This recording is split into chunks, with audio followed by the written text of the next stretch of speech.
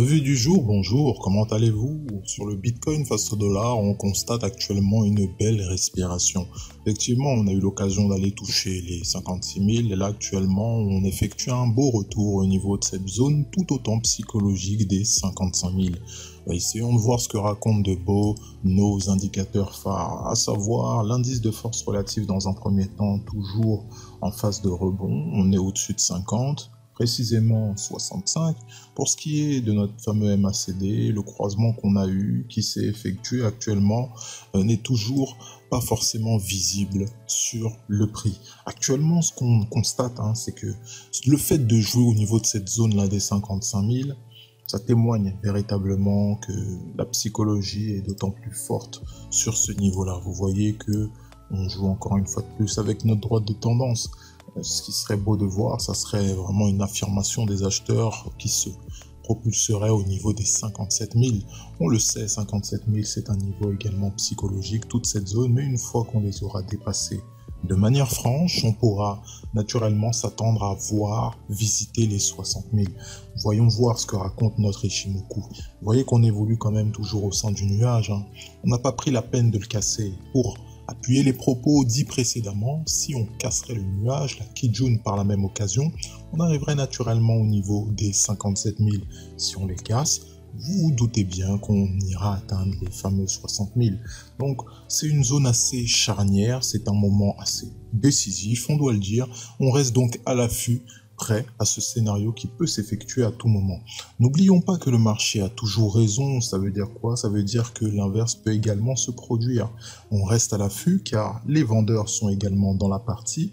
Ils cherchent bien sûr à tirer leur épingle du jeu. Voyons ce qui se passe en unité de temps 4 heures. C'est aussi intéressant de voir l'ensemble des patterns qu'on a effectués. Phase de consolidation assez classique, cas d'école. On voit au niveau d'Ichimoku, on se stabilise au sein du nuage. Vous voyez quand même qu'on n'a même pas pris la peine de casser ce nuage pour dire à quel point il sert parfaitement de résistance dynamique. Donc on prend en compte ce que le marché nous dit et surtout on voit à quel point elle est solide cette fameuse droite de tendance. Elle nous soutient pas mal. Elle nous soutient pas mal. On va voir ce que racontent également de beau nos fameux indicateurs. Vous voyez qu'on se stabilise, témoignage de cette zone de stabilisation assez charnière des 50 000, des 55 000.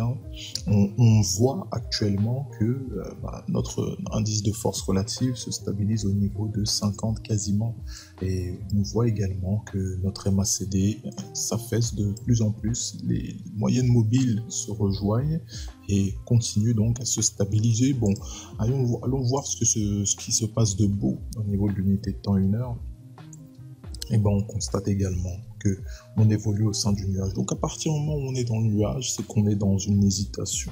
On est dans une hésitation, certes on y était sorti depuis pas mal de temps en unité de temps 1 heure, mais on a assisté à une très belle stabilisation, c'est-à-dire une oscillation entre nos niveaux psychologiques, que ce soit les supports, les résistances, les droites de tendance, mais également, encore une fois, pour appuyer tout ça, la Kijun et la Tenkan. Donc l'oscillation au sein de tous ces niveaux psychologiques, ça témoigne véritablement d'une stabilisation du marché.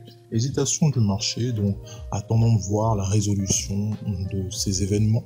On va aller faire un petit tour sur notre Ethereum face au dollar qui nous fait des merveilles, comme d'habitude, comparé au Bitcoin. Certes, on a assisté à une stabilisation, mais il faut le savoir que hier, on a fait également, encore une fois de plus, un nouveau plus haut sur cet Ethereum face au dollar. Donc on enchaîne. On ne s'arrête pas. On a visité le niveau psychologique des 2750. Vous voyez, on allait jouer quasiment sur la résistance de cette droite de tendance assez pertinente, ma foi, qu'on a tracée. On va voir en détail dans les unités de temps supérieures.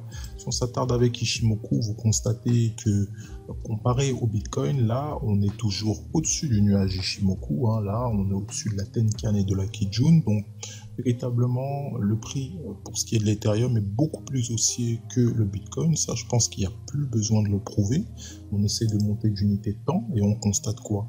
On constate tout simplement que le prix également, témoigne d'une très belle tendance. On constate vraiment des plus hauts de plus en plus haut.